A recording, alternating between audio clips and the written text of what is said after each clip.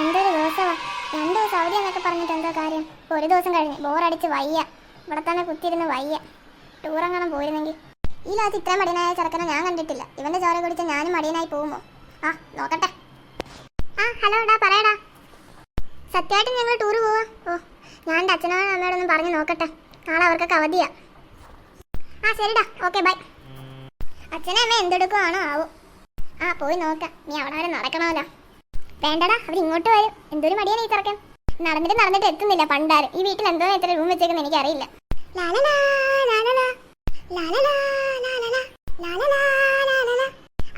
ലാലല.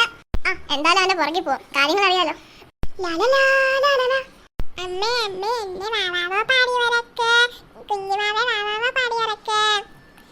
വാവാവ പാടി ഉറക്കാൻ ആ കൊച്ചാണ് അവളുടെ വിചാരം. എഴുന്നേറ്റ് പോയി ABCD പഠിക്കടി.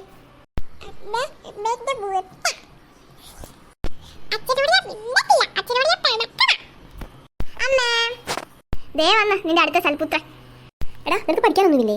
നീ പഠിക്കാനൊന്നും പറഞ്ഞില്ലേ മുറിയിലേക്ക് പോയത്? പിന്നെ കറങ്ങിട്ട് നീ ഇവിടെ വന്നാ? അച്ഛ, അമ്മ കഷ്ടം. ഞാൻ കുറെ നാളുകൊണ്ട് പറയുന്നില്ല നമുക്ക് ടൂർ പോകാൻ. എൻ്റെ ഫ്രണ്ട്സ് ഒക്കെ ടൂർ പോയി. പ്ലീസ് പ്ലീസ് പ്ലീസ് അച്ഛ, പ്ലീസ് അമ്മ.